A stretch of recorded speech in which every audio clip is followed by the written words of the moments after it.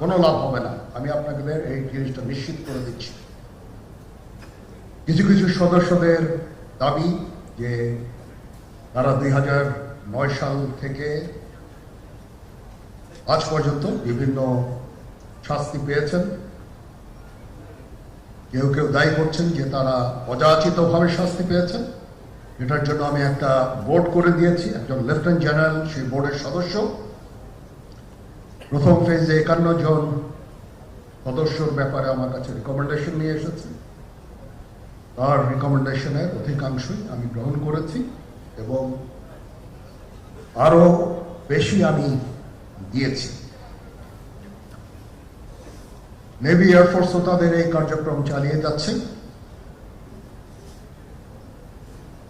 আমার stand point হচ্ছে, যদি কেউ অপরাধ করে থাকে সেটার জন্য কোনো ছাড় হবে না, বিন্দু মাত্র ছাড় নাই।